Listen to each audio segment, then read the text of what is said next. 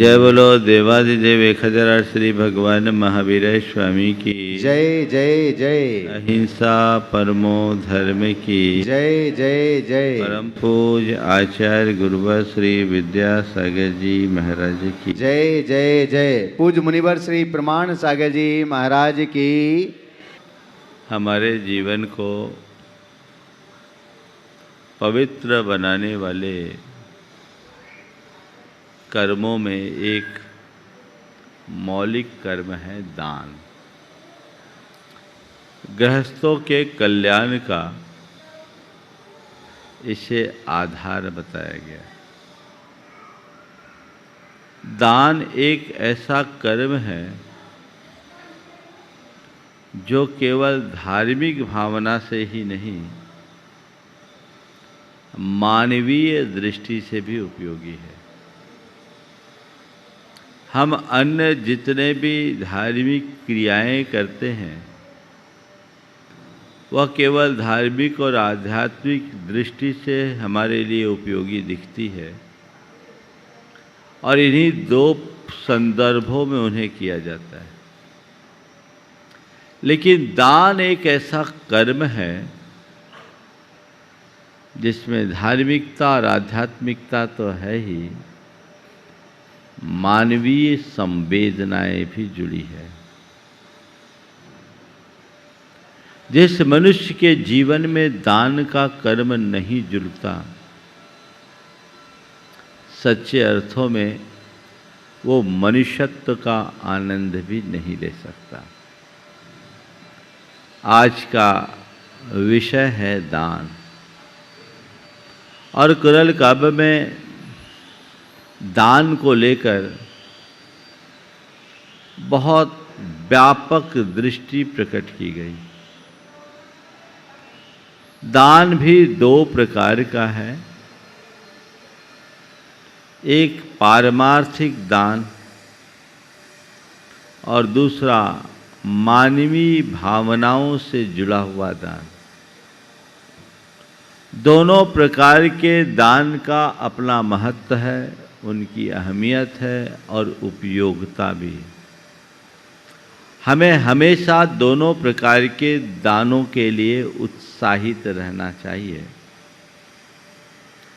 और इस संदर्भ में जब हम कुरल काव्य खोल कर देखते हैं तो सबसे पहले वे लौकिक दान की प्रेरणा देते हुए कहते हैं, गरीबों को देना ही दान है और सब तरह का देना उधार देने के समान है। हर समर्थ मनुष्य की ये जिम्मेदारी है कि अपने से हीन, कमजोर, पीड़ित, परेशान व्यक्ति के लिए सहयोग दे। वह सहयोग आर्थिक भी हो सकता है और अन्य प्रकार का भी हो सकता है। जहाँ जब जैसा प्रसंग हो, हमें तदनुरूप सहयोग देने के लिए तत्परता रखनी चाहिए, क्योंकि गृहस्थ की शोभा दान से होती है। ग्रही दानेन शोभते। कुछ वाक्यों की शुरुआत के साथ मैं आज आप सबसे अपनी बात पूरी करूँगा। लिखा, याचक के ओठों पर संतोष जनित हंसी की रेखा देखे बिना दानी का मन प्रसन्न नहीं होगा। याचक के ओठों पर संतोष जनित हंसी की रेखा देखे बिना दानी का मन प्रसन्न नहीं होता। दान एक सत्कर्म है और दान हमें देना चाहिए। दान के संदर्भ में चार बातों से मैं अपनी बात की शुरुआत कर रहा हूँ। दान क्यों देना, दान किसे देना, दान कैसे देना और दान कितना देना। सबसे पहली बात है, दान क्यों दें। आप लोग दान देते हैं, क्यों देते हैं? क्यों देते हैं आप लोग दान? यहाँ जितने लोग हैं, ऐसा एक भी व्यक्ति नहीं होगा जिसने जीवन में कभी दान नहीं दिया हो। दान तो देते हैं। क्यों देते हैं? हाँ, खुद के लिए। खुद का क्या? क्या ज़्यादातर लोगों को प्रारंभ से ऐसा संस्कार मिला है कि दान देने से बरकत होती, इसलिए दान दो, और आगे बढ़े तो दान देने से पुण्य बढ़ता है, इसलिए दान दो। तीसरी अवधारणा, दान देने से समाज में यश फैलता है, नाम होता है, पहचान बनती, इसलिए दान दो। और चौथी अवधारणा है, दान करने से धन की आसक्ति नष्ट होती है और निज पर का कल्याण होता है, इसलिए दान दो। इन चारों अवधारणाओं में आपकी कौन सी अवधारणा है? हमारे लिए संस्कार, दान दो, दान देने से बरकत होती है, और देखो उसने दान दिया तो कहाँ से कहाँ पहुँच गया, उसने दान दिया तो कहाँ से कहाँ पहुँच गया। ऐसा व्यक्ति 100 कमाता है, 1 देता है। वो दे नहीं रहा है, वो एक प्रकार का इन्वेस्टमेंट कर रहा है, वो एक प्रकार का अनुबंध है, सौदा है। वो एक पूरी तरह से व्यावसायिक दृष्टिकोण है। उस दान से जीवन का उत्थान संदिग्ध है, क्योंकि तुमने धन के लिए ही दान दिया है।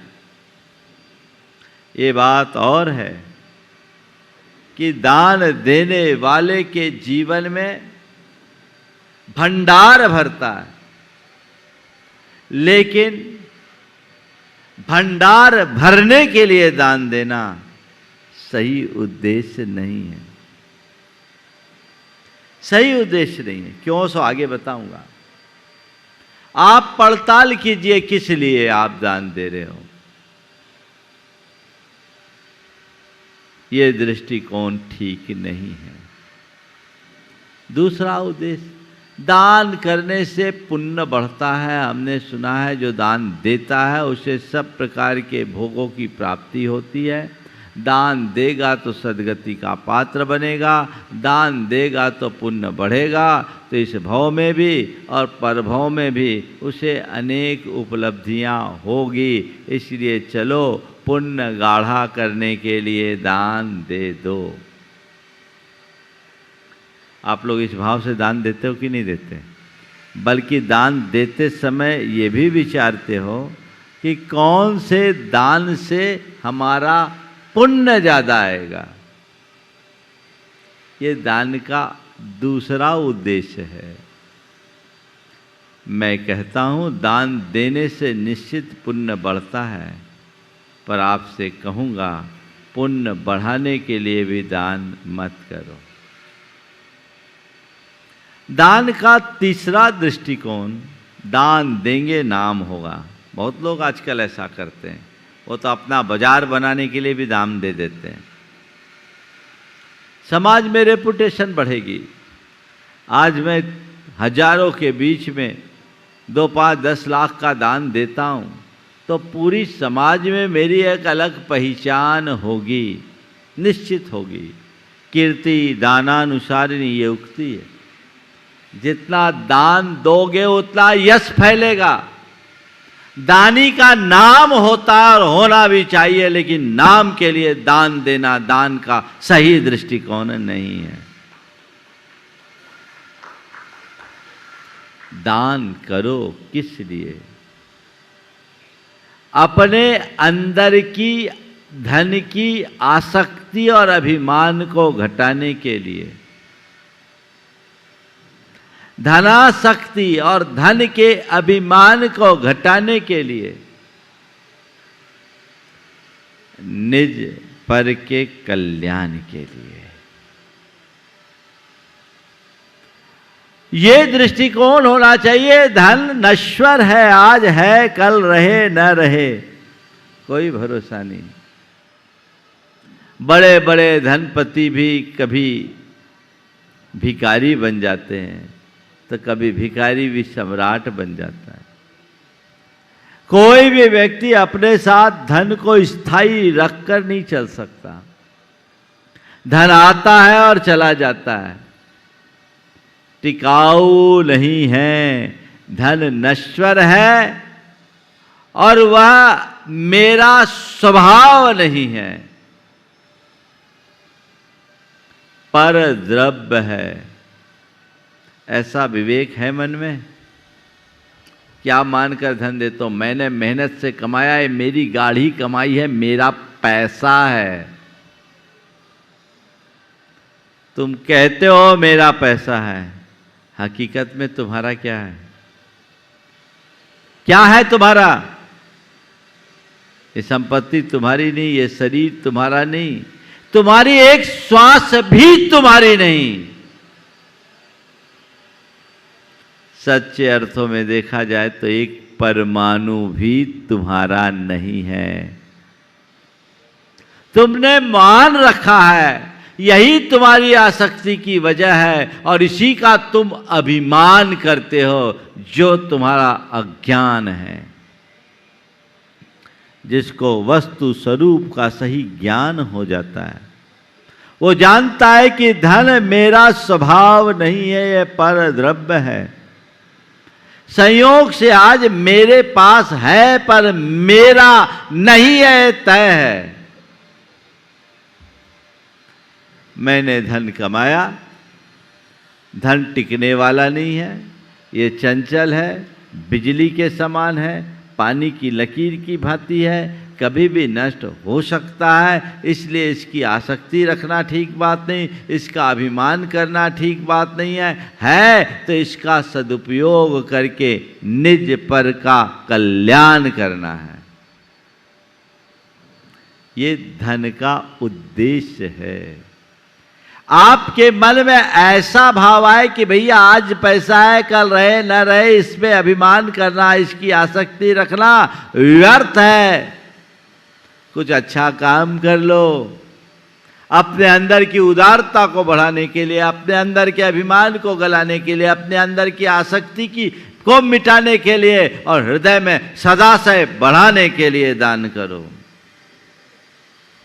इसमें निज पर का उपकार है।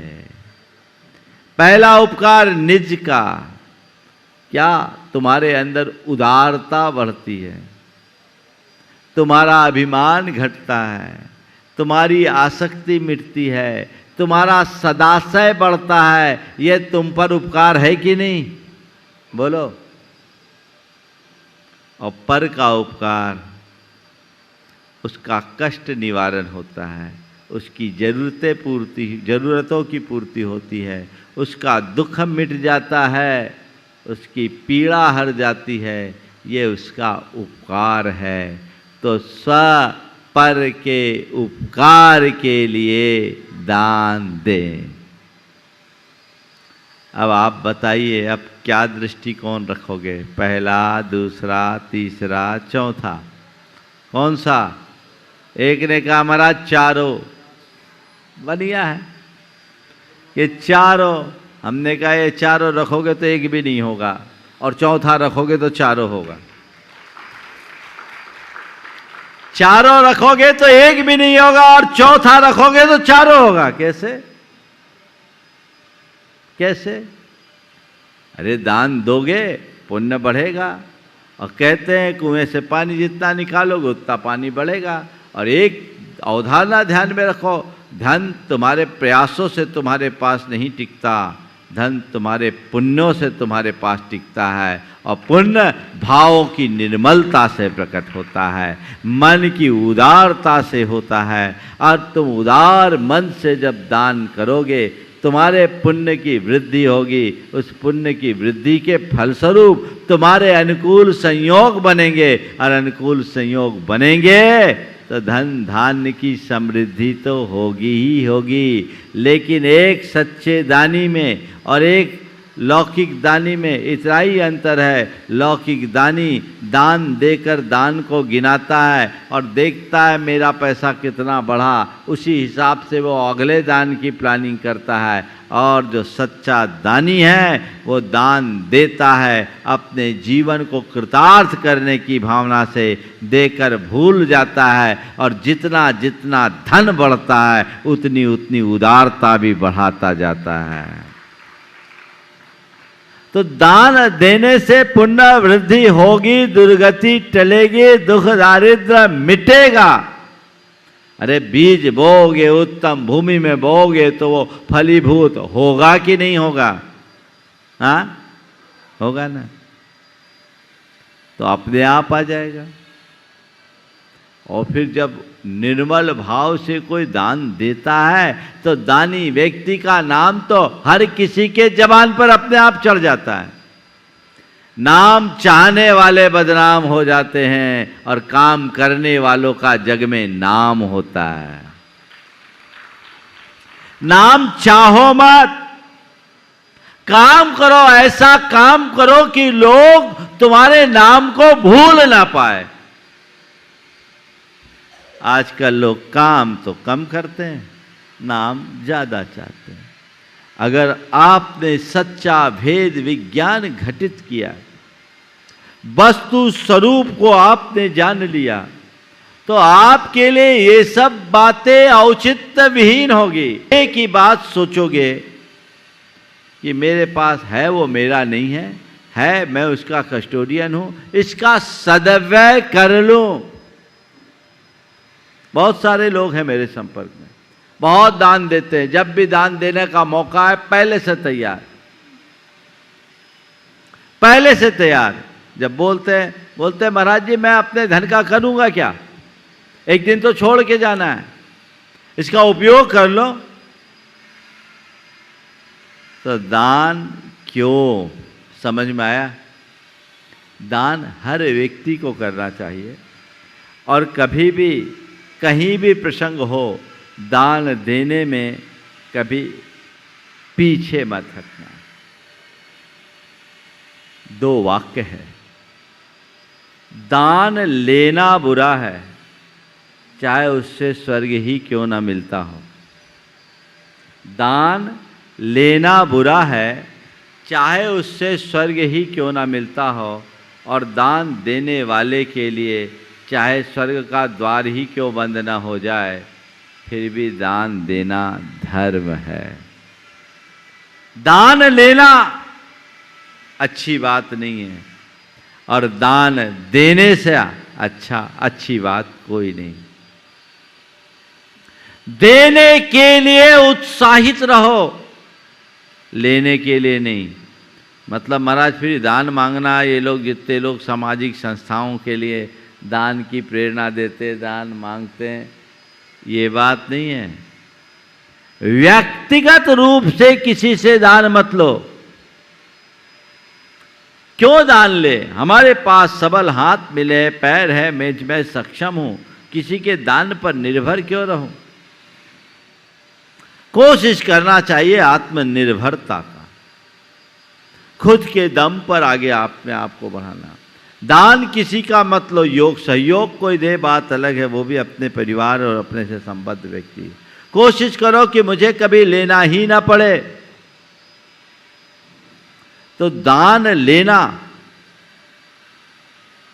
बुरा है चाहे उससे स्वर्ग ही क्यों ना मिलता हो, और दान देने वाले के लिए स्वर्ग का द्वार भी बंद क्यों ना हो जाए, फिर भी दान देना ही धर्म है।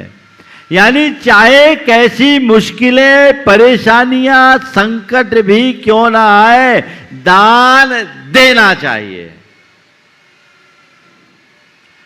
क्योंकि बीजारोपण के अभाव में फल नहीं मिलता।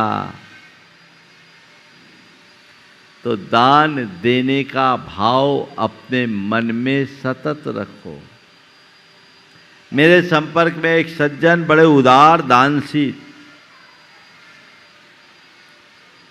उनको बेटे ने गलती की, 85 लाख रुपए का नुकसान हो गया।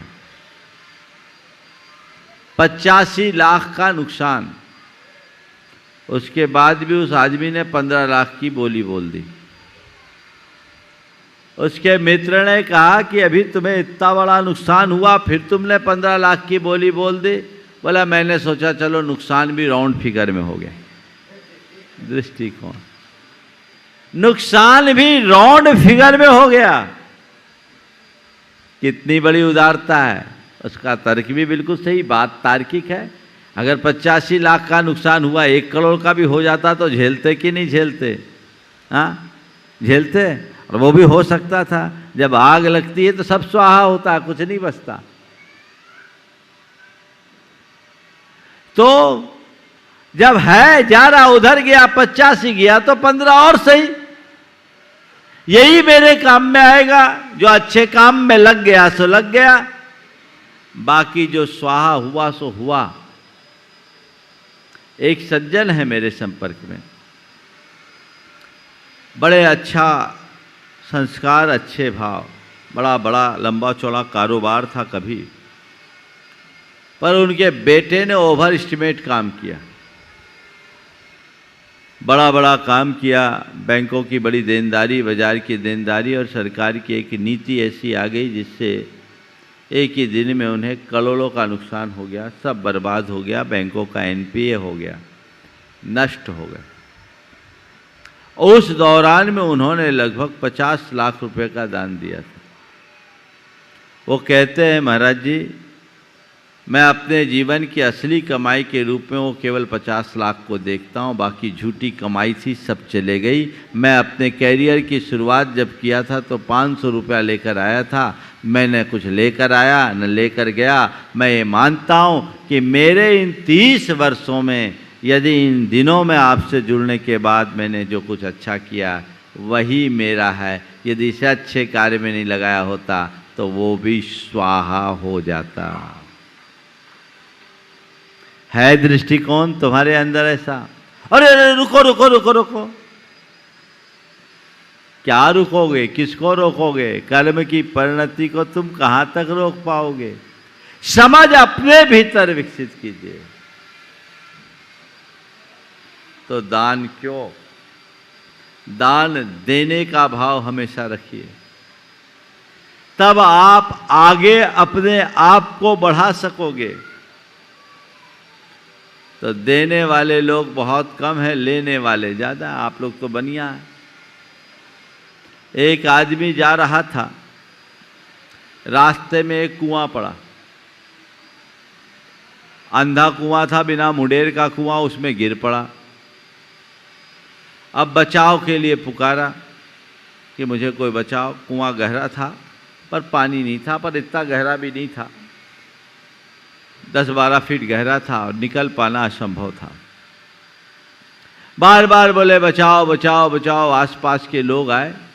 अब सब लोग बोले दे अपना हाथ दे, दे अपना हाथ दे, दे अपना हाथ दे, दे अपना हाथ दे, दे अपना हाथ दे, दे अपना हाथ दे। बोला, वो हाथ पर हाथ बांध कर बैठे रहे, हाथ ही नहीं दे। एक अनुभवी गुजरा उधर से, उसने देखा, बोला ये तो पक्का बनिया है। उसने कहा ले मेरा हाथ ले, ले मेरा हाथ ले। फट से लपक के उसने उसका हाथ पकड़ लिया और उन्हें खींच लिया, बाहर आ गया। बोला गजब हो गया, आपने बोला एक पल में आ गया, हम लोग घंटों से बाहर इतना कर मशक्कत कर रहे थे, कुछ नहीं किया। मामला क्या? बोले तुम नहीं जानते, बनिया है, ये केवल लेना जानता है, देना नहीं जानता। तुम लोग बोल रहे हो दे अपना हाथ दे, जिसने आज तक कभी दिया ही नहीं वो तुम्हें क्या देगा? ये देना नहीं जानता, केवल लेना जानता है। तो जो केवल लेना लेना लेना लेना जानेगा वो ऐसे ही कुएं में पड़ा रहेगा। देना सीखिए। तो दान क्यों? दान किसे? जो जरूरतमंद हो या जहाँ जरूरत हो, जहाँ धर्म की संस्कृति का विकास हो, जहाँ समाज का कल्याण हो, जहाँ मानवता की सेवा हो या जहाँ प्राणी मात्र का उत्थान हो, वहाँ दान दो। जिससे स्वपर का हित हो। पारमार्थिक दान में धर्मायतन है जो हमारी संस्कृति के ध्वजवाहक बनते, सदियों तक जिसके माध्यम से हमारी परंपराएं पुष्ट होती है। जिसके बदौलत अनेक लोगों के जीवन में सही दृष्टि प्रकट होती है, सम्यक दर्शन की उपलब्धि होती है, जिसे पाकर लोगों के भव का उद्धार हो सकता है। उसमें अपना उत्साह बना के रखो, कभी पीछे मत हो। और लोकोपकारी कार्यों में भी जहां जब जैसा प्रसंग हो, देने के लिए तत्परता बना के रखो। कई बार इस विषय में मैं प्रकाश डाल चुका हूं, समय आप सबका होने वाला है, मैं बात को समेट रहा हूं। दान कहाँ दे, दान किसे दे, दान कैसे दे? दान उदारता पूर्वक दे, हर्ष से भर करके दे। दबाव में दान न दे और अफसोस के साथ दान न दे। अपने मन से दान दे, उदारता से दे, हर्षित होकर के दान दे। मैंने अनेक लोगों को देखा जो दान देते हैं और घोषणा होती उनकी आंखों से हर्ष के आंसू झड़ते हैं। और कुछ लोग ऐसे भी देखने में मिल जाते हैं, फंस गए। क्या बोलते हैं? फंस गए, आज देना पड़ गया। वो दे करके भी कुछ नहीं दे पा रहा, उसका देना सार्थक नहीं। और दान कितना दें? कम से कम अपनी आमदनी का 10% दान दे। ये शास्त्र का विधान है। 1 रुपया कमाते हो तो तुम 90 पैसे के ही हकदार हो। 10 पैसा तुम्हें दान में देना ही चाहिए। कमाई कम हो तो खर्च में कटौती कर दो, लेकिन दान देने में कभी पीछे मत हो। आजकल लोग खर्चा ज़्यादा करते हैं, देते कम। तो मंदिर के गुल्लक में डालो तो 100 का नोट भी तुम्हें बड़ा दिखता है, और शॉपिंग मॉल में जाओ तो 2000 का नोट भी छोटा लगने लगता है। होता है। ये चीज़ें हमारे जीवन के साथ बनती और बदलती है। इसे ध्यान में रखकर हम चलेंगे तो अपने जीवन का पथ प्रशस्त कर सकेंगे। यहीं पर विराम। बोलिए परम पूज्य आचार्य गुरुवर श्री विद्यासागर जी महाराज की।